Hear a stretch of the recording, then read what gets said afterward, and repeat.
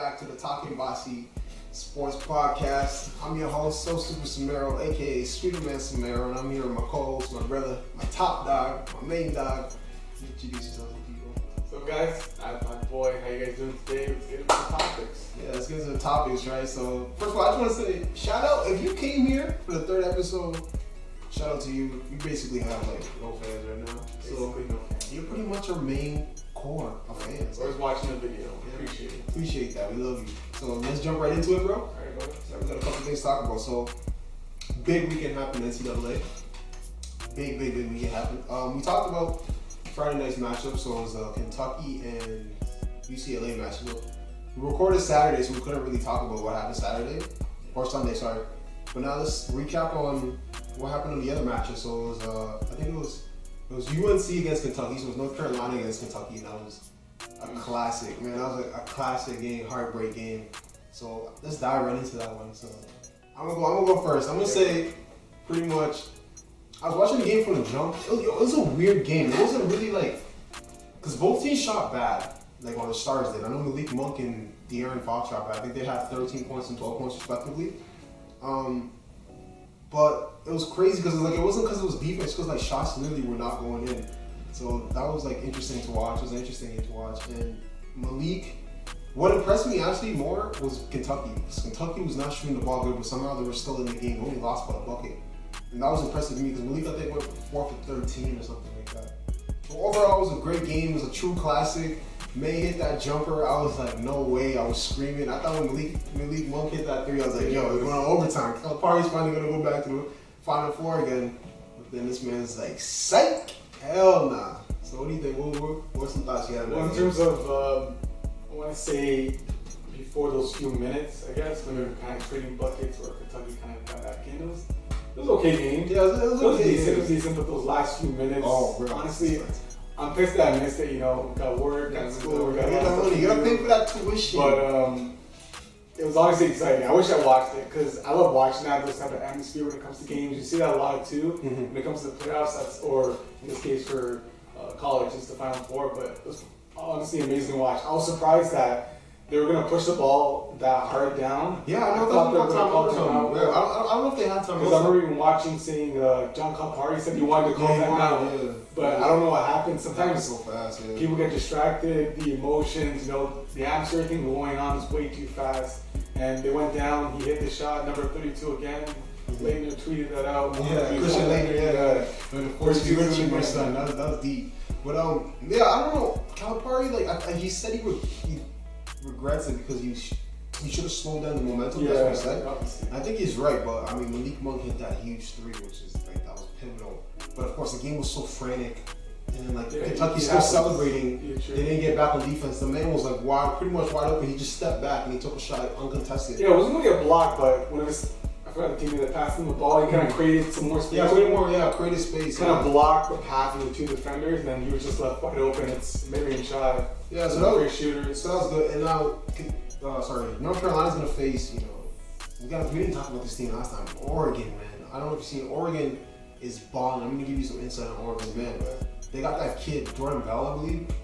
This kid's like a baby Gobert. He had like 8 blocks in the Elite game. Then you got, shout out home team Canadian, man, Dylan Brooks, team light skin, Saga City go way back. He came through, man. He's actually, bro, I thought he was like slow and big and stocky, but he's got like this deceptive like explosiveness, man. We can attack the rim and he can get there as fast as possible. And he's got some range. He took Josh Jackson, like he was coming at him one-on-one. I don't know if you've seen Josh Jackson trying to guard him. And he was hitting these step-back threes, deep threes, and I was like, damn, I didn't even know this guy had that in his game. So then you got him, and then you got Tyler Dorsey, who's like a nice point guard. He's like your prototype modern point guard right now. He drives in, can dish, he can finish at the rim. Listen, Oregon looks good. I think Oregon might edge out North Carolina because both these teams are. Oregon, I think, is more star-driven with Dylan Brooks and Dorsey, 1-2 punch, and I think UNC is just a team, bro. That's a team. Like Justin Jackson is the best player, but like it's a team. Like you watch them play, it's cohesively. They play for each other. They grind hard. Just like I hit the game in the shot, May. He's not even like a big game for that team. Yeah, he's not. So that was pretty crazy. So yeah, NCAA. That was gonna be. It's gonna be interesting. The Final Four is gonna be interesting. But I think the finals is pretty much Carolina against Oregon. Like the other half is Gonzaga against South Carolina. Shout out to South Carolina too. 7 seed making it to Final Four. That's crazy. Gonzaga's got a bunch of veterans. They're probably gonna make it. But yeah, I'm definitely watching that North Carolina Oregon game. Got any insights? Or you want to move on to this? Honestly, I just want to ask you one question, kind of with John Calipari. Oh yeah. Do you see any doubts with him at all? Yeah. Considering that he's had a lot of recruits over the past few years. He did. I think the stat was this man had 18 one and done since he began. Yeah, 18. So that's 18 one and done. I think it was 21 first round first round players, first round draft picks. I'm gonna say this, he might be a tad overrated. I still can't forgive him for not winning with that team the way he had Karl Anthony Towns, Trey Lyles, Devin Booker, Willie Cauley-Stein. Man, that was pretty much an NBA team. And I still haven't forgiven him for not winning for that game. I mean, I think the man can coach. I think he's proven that he can coach. Yeah. He took Memphis to the finals with D Rose, where they lost against Kansas when Mario Chalmers hit that big shot. Big shot, Mario Chalmers. I missed that guy in the NBA. I missed that. He also took UMass to the Final Fours. Yeah. So he's got like a good reputation, but one championship in 7 years, I believe, with Kentucky. When you have all those players, you really gotta ask, like, is this guy really overrated or not? Because you gotta think if Coach K or Roy Williams, if they had the players that he had, would they have won? You gotta ask questions. Yeah. Because at the same time, in regards to Coach K, to keep it fair, Coach K flopped in the NCAA. Duke had a really good team. They had a bunch of veterans. They had Grayson Allen, had a bunch of good veterans, and they flopped. So I don't know. I think people are starting to get at Calipari. Like, we want to see more. I don't think Final Four is making it anymore for them. But at the same time, you gotta respect the man because he's putting these amazing recruiter. Yeah, he's an amazing recruiter, and he's putting money in these people's. Yeah. Because that's another thing too. Let's talk about this. I'm going off right here. I'm really into this. Another thing is Calipari. One thing he's not getting credit for is he is grooming these kids to be men. If you look at Calipari recruits, majority of them don't have problems with the law. Or they're good kids, they're humble kids, they play basketball. The only one that I can think of is not kind of like that. He doesn't have a problem with the law, but he's a hothead. Is DeMarcus Cousins? But you look at all the other Calipari people with D Rose, silent, humble. He had that case, that low-key rape case thing. Hopefully, bro. Hopefully that. Okay, I'm not gonna talk about that. That's touchy subject, but he had John Wall, humble kid. You don't hear anything about him. Definitely going at it with Lonzo Ball. Lonzo Ball, yeah. And then you got who else? You got Anthony Davis, one of the most humble dudes. Yeah, for sure. So Calipari definitely you gotta give the man respect. He's learning. He knows how to teach men, and he's putting millions in these young black kids' lives. You know what I'm saying? Respect to that man. Big up. So I like Calipari, but I think I just like to see. I gotta see more. Yeah. So we move on to the next topic. Just one thing before we go, I gotta give a shout out to Kentucky. You guys played hard. Yeah, I've seen the videos and it was emotional. Yes, sir. It sucks, but that's what sometimes basketball is. Yeah, you guys definitely left it on the floor. I mean, I don't know if you've seen the interview with DeMar DeRozan crying. I don't get around, but I put a little. I don't know. I ain't gonna lie. I'm not being an asshole, but I was laughing. I'm not gonna lie. It's like, bro. But whatever, I love it. I felt bad too. You leave it on the court. But it's okay, brother. Don't cry, because come 2 months from now, you're gonna be getting those millions, brother. Trust me, it's gonna get better, bro. But yeah, anyways, let's move on. Next topic is the GOAT. No, not the GOAT. Baby GOAT. The Black Mamba was on. Was it ABC? He was on TV. When was the last time you see Kobe on TV? He's on TV. First of all, I gotta say, shout out Kobe Yo, he going to beard. You know what I'm saying? I didn't know Kobe could grow a beard. He looks good on low-key, the man's giving me pride because, I don't know if I can either. But now he's giving me hope. Like, my day might come too. But, yeah, he was there. And one thing that he said that had, that a lot of people were talking about, he said, they asked him who should be MVP, and he said, why not have co-MVPs? So, what do you think about that? I agree, why not have co-MVP, but it's not going to happen. As much as people maybe want to, it's hard because when it comes to these type of MVPs, it's hard. It can go any way. It just really depends on people's mindset of either the players or what they believe is an MVP. Yeah. And I'm not gonna lie. After last game, people might be surprised, but I think I kind of switched. My MVP is gonna be Westbrook. Really? After last game? After last game, I know they lost, performance, but I just feel like I look at it and like the performance that he put in there to try and help his team, like it's hard. I watched the highlights. I couldn't even watch the game either, but these guys, when they hit these threes, like OKC can't compete. In terms of offense, they can't. If you're going against this type of team where they have jump shooters like almost everywhere on the floor, and James Harden just hitting threes like. I don't know, he's just walking out the park doing this thing. Like it's hard. Westbrook can only do so much. And that's why I find it incredible. One thing I wanted to point out too, because I never noticed, but like the way that kind of Westbrook has been playing, especially like getting rebounds, like there's tall guys in this NBA. And especially the players on his team, let alone these 7-footers, the way he's putting in work, not just in terms of the stats, but the hustle. I don't know when people watch this stuff and talk about it, right? Exactly. These types of things. Tangibles, man. Westbrook does little things here and there. I think more in terms of when it comes to the other players that I think just puts him like a little bit above. And let's say if he surpasses or even comes close to that record, the triple doubles, you'd give it to him? I'd give it to him. I don't know how he can't. Well, I'm gonna say this first point when Kobe's saying co-MVPs, I didn't say at the end he did say, listen, if I was a player, hell no. Obviously, and I feel the same way. I don't know. I don't like that. I don't think there should be co-MVP.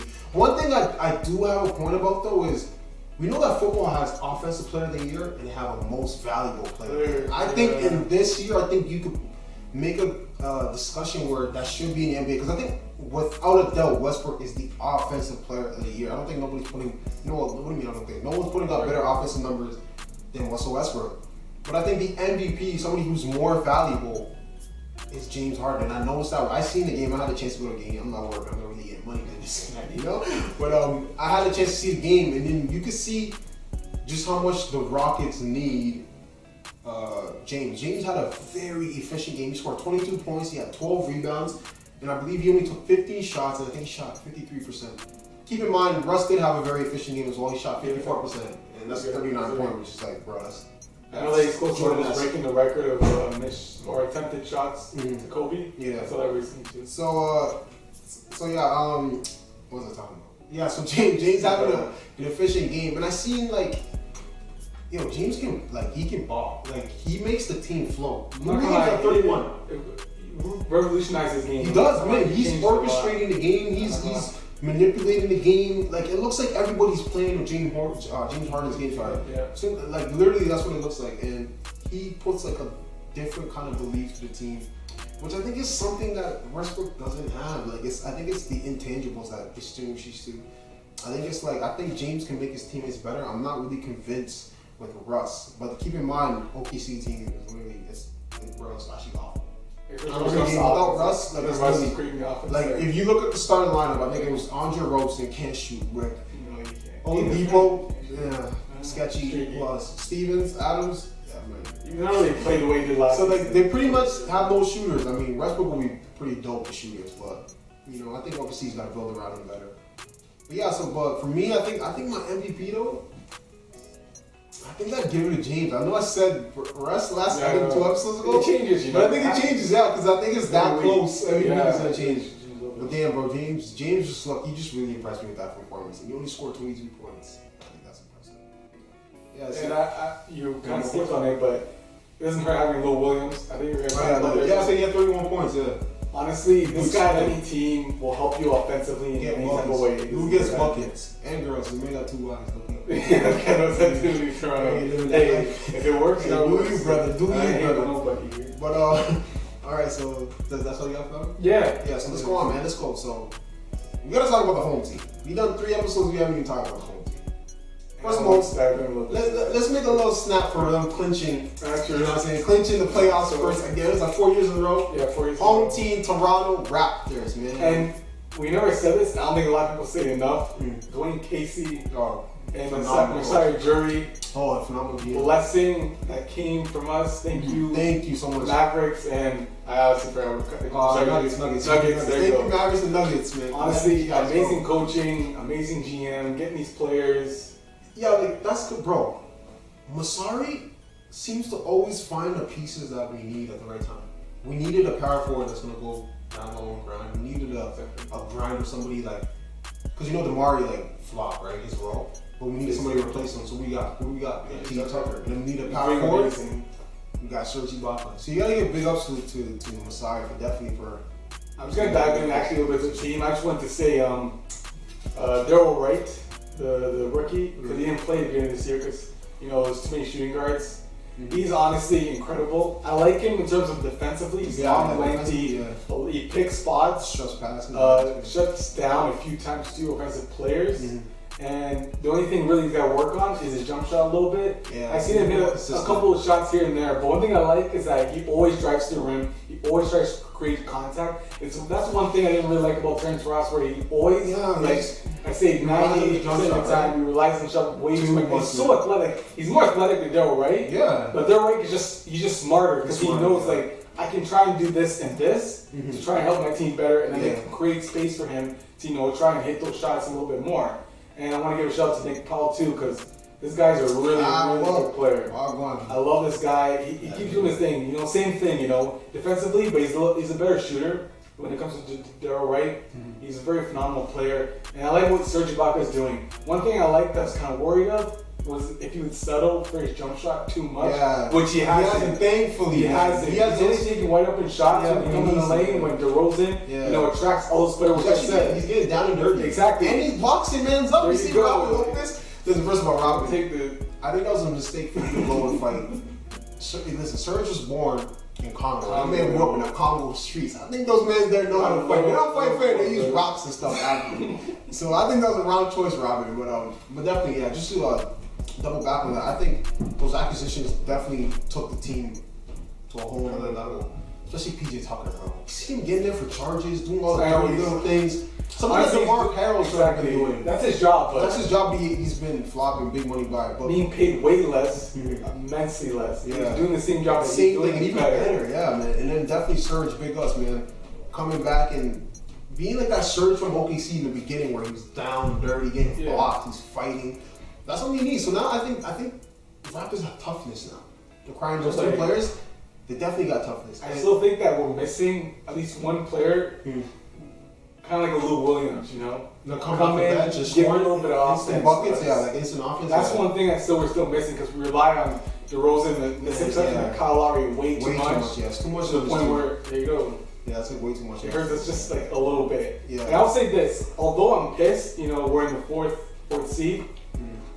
I see like there's a little bit silver lining a little bit too, because I do not want to be in third or something trying to face Cleveland Cavaliers before the conference finals. At least here it gives us a chance to kind of go up. As much as it sucks, it's like a little bit of a blessing in disguise. Yeah, and one thing we say too, shout out to DeMar getting player. Yeah, by the way, DeMar, boys doing big things this year. Scoring 40 points. I swear, they don't talk about the Raptors enough.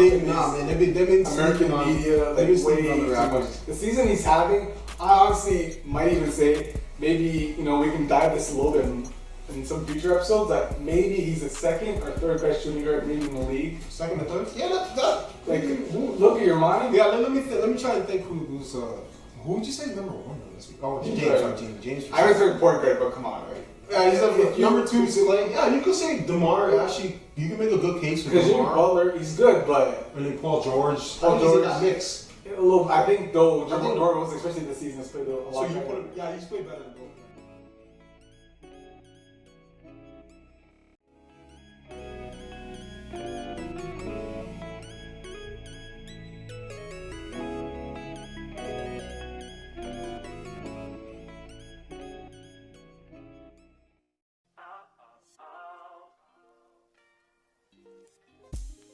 Yes, y'all, we're back.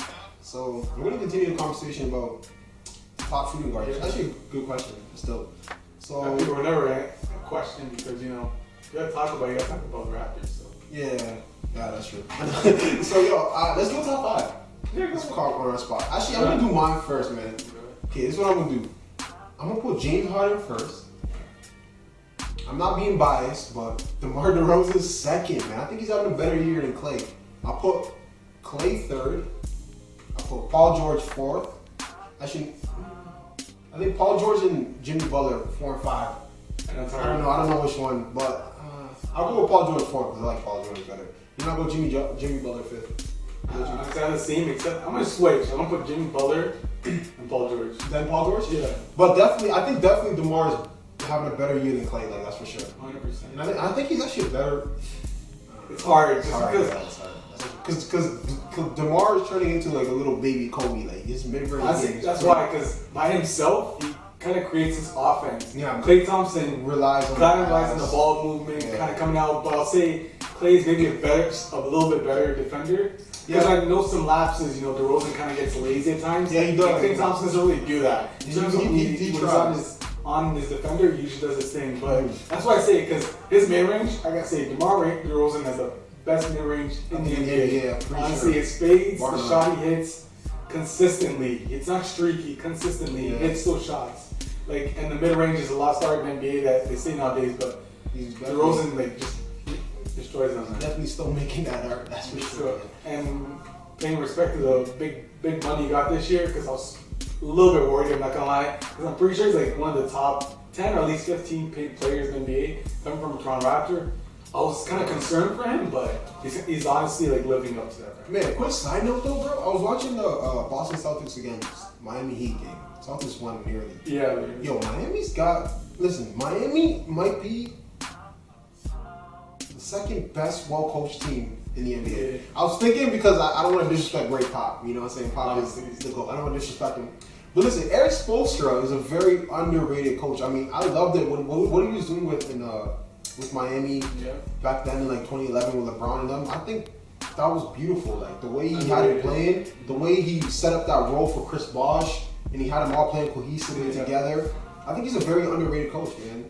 I know that he honestly knew how to use his players, because a few times where you see Mario Chalmers not playing well, so he put North Cole. Yeah. North Cole had that stretch in that season, especially in the playoffs, where this guy was just he's playing phenomenally. And where's North Cole now? You actually know? I think actually who he played for. Who he played for? We're about to play that. Where is it? Actually, Clippers. I know. No, man. You know where it is? Oklahoma City. Oh yeah, true. I was so right. He played 1 minute that game against the. Yeah, that's what I saw. Because he was like a second. I didn't even know. I was like, bro, what the hell? I think it was in the league. Anyways, so we're gonna go transition now. We're gonna move on to the West Coast, and this is something that I was actually really thinking about, man. Because I don't know if you've seen, the Clippers blew a 15-point lead to Buddy Hield's the next Steph Curry and the Sacramento Kings. And I think they're the first team in the whole season to blow a 15-point lead. So my question is, man, what's wrong with the Clippers, man? Honestly, I think it's the same issue every year, because I've never trusted the Clippers. No matter what they did, acquisitions they got. Honestly, thought they're always flops. Never been a big fan of Blake Griffin. Never will be a big fan of Blake Griffin. I don't think he's that amazing of a player, or enough where he can carry that team alone. Because obviously Chris Paul, especially at this age of his career, I don't think he can do that. So they're gonna have to rely on Blake Griffin to kind of do his thing. And in terms of a team, they don't play that amazing together as well. I think it's kind of over the place. They got Jamal Crawford, but who do you have? Like Johnny Jordan shooting whatever free throws in the fourth quarter. You know that's impressive. I will have to say this though, bro. You're talking about they're not playing well as a team. One of the criticisms I have about the Clippers is Doc Rivers, man. I don't trust Doc Rivers. I think Doc Rivers might be the most overrated coach in all the NBA. I know we won that championship with Boston in 2008, but ever since then, what has this guy really done?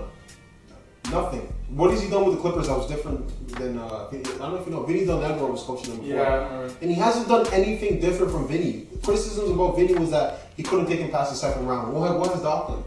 Nothing. And I know Big Baby, remember Big Baby? Big Baby Davis. He went on a Colin Cowherd show and he was pretty much saying the same thing. It's like, a lot of people hype this guy up to be like one of the greatest coaches, this and that. But to be honest, after the championship, what has he actually done? Like, you have a pretty good squad. DeAndre Jordan, Blake Griffin, so you got two legit bigs. Chris Paul, you got a legit point guard. You got Jamal Crawford, instant offense off the bench. Like, how many teams want a Jamal Crawford on the team? Instant offense. Every team wants one. So I think it's unexcusable. I think we need to be harder on Doc. I think we need to have more expectation on him, because definitely he's been letting down the team. And also, him keeping his son on that team. There's no reason this baby Rivers should be on the team, bro. Because you know why? Because it's Doc Rivers' son, and Doc Rivers is like president or whatever. He's in charge of basketball a little bit. There's no reason for this man to be on the team, you know. But I think, listen, the Clippers, they started off I think 14-2, blistering. Ever since then, you know what they've been? Yeah. 30-29. Compared to some other teams that are playing. They've been 30-29. I tried to find some their comments too, saying they're a super team, they can compete. They're calling themselves super team. Next year. I'm like, what world are you living in that I'm not part of? First, I want to join there. Like what? And you really talking wassy talk, man. You guys need to simmer down, you know, relax, eat some food, you know, get the vitamins flowing in your body, get everything going, and just come back down to earth, okay? One thing I find funny is, I never really noticed this, but you know the Lakers got their banners for the championships up there, and whenever it's a Clipper home game, the selfies of the own team is like, yeah, those things are never gonna be replaced. They're gonna stay the way. Yeah, I think Shaq had a thing where he low-key was like, yo, I see what y'all doing. Stop hiding my retired jersey and my championship banners. You know, but yeah, honestly, Clippers never trusted them. They never will do well. Honestly, I think they're a complete terrible team. And I think it's because of the coach. I think the blame has to go on the coach because he's got the talent. I think that team's the opposite. I think the blame is more towards the players. You think so? No, I never. No, I mean like in terms of when people speak about the players. They blame the players. Yeah, they don't talk about because I didn't even do that. You didn't even know that, right? Yeah, but now that you think about it, like, what has he actually done since 2008? Like, what has this guy actually done? So definitely, we have to be more hard on Doc. Definitely, man. You can't be hard on Calipari and not be hard on Doc. Yeah, that's the same thing, you know. But it's the way that people view things because people like Doc. I'm not saying that people don't like Calipari, but I think it's sometimes it's cocky, but a little bit. But Doc, he's a good person. He's a good guy. Obviously, he knows how to. Unlike his son, he knows how to get players. Yeah, he knows how to get players. Yeah, and he was actually a pretty good ball player, man. Better than some. I didn't even know he played basketball. You didn't know? He played with until like a few years ago, before I knew about it. I didn't know because a lot of these point guards made good coaches. Yeah, I think he needs to change his name from Doc to Nurse or or something, man. So I'm not dissing no nurses, man. Shout out nurses, y'all make good money. But yeah, anyways, let's transition now, man. So now let's go on to football, the fake football, okay? Probably gonna get flagged for that. Actually, no, we don't got no viewer, nobody's gonna do that. But anyways, let's talk about football. So, Las Vegas got a football team. The Raiders finally left Oakland, that's huge because like Oakland has been a historic, they're known to have those crazy fans. So that's crazy. But yeah, they went to Las Vegas. Now Las Vegas, of all places, has a football team. And quick point before you go to your point. There was a vote, so owners had a vote to see if they allow the team to go to Vegas or not. The vote, there's 32 teams, so there's 32 owners that voted. The vote was 30-1, or 31-1. Guess who voted not to go? Miami Dolphins. Why? Because Las Vegas doesn't have a state property. It doesn't have state property tax. You don't get taxed in Vegas like Miami. And Vegas has hot weather and a bunch of attractions and beautiful women like Miami. So Miami probably, playing like the Celtics were with Devin Booker, and they're like, we don't want no competitions where it's hard for us to get players. But now, anyways, I'm sorry. But anyways, so what are your thoughts on Las Vegas of all places getting a football team? I mean, it almost feels as weird as saying, Los Angeles Rams. Yeah. Not saying that, it's good having teams in LA, but to me, certainly, when I look at teams or I look at cities, I think that team is for that city. Like forever? Specifically sports. Oh, okay. I think how do you do that? How do you even change that? Especially for the fans, that's the people that's going to hit the most. Because to me, if you ask me, honestly, I don't really care about it, but the fans that are there, the people that dedicated their lives to that football team, it's going to hurt them the most because, they want. Now it's going to be harder for them to go and see these games, the hardcore fans. Obviously, they'll gain new fans and maybe people that from Las Vegas wanted to go to see the Raiders in Oakland. So it hurts them the most. So right now, just check the population. So Las Vegas has a population of about 600,000. No, sorry. Las Vegas has 600,000 and Oakland has 400,000. So definitely it's a bigger market. So you can understand why they're doing that. There's more fans, more people, more money. Of course, that's all these guys care about. But one thing I wanted to ask you, How do you think it's gonna be like with the players being in that big distraction cities, casinos, women, money, alcohol? And we already know NFL players are kind of, you know, their money. So what do you think it's gonna be like? Think it's gonna be a big problem? It's gonna be bad, you know, more distractions, you know, maybe less, you know, worrying about what's gonna happen to them in terms of, you know, practices. Especially for the young guys, the rookies coming in, people that want to, you know, invest their time and money into these exotic type things. Yeah. It's always gonna be like, there's always gonna be distractions when it comes to players. Like, you know, players, they may be like super, you know, they play these sports, but at the end of the day, they're still got the male mind where, you know. Yeah, this is Tiger Woods, you know. There you go, Tiger Woods, exactly. You know, I think it's definitely a recipe for disaster. I'm just like literally waiting to see the story where we're gonna find out a player missed the game because he fell asleep at the casino or he's drunk as hell, you know. So definitely. So they gotta be professionals and obviously separate their time. You know, definitely. You gotta practice is your job. Yeah. It's the money that you get to use to do these things. So you just gotta be careful. That's all. Yeah, I know, definitely. So it's definitely gonna be interesting to see what's going on. But anyways, guys, we'll be right back. We're just gonna take a quick break. We'll be right back.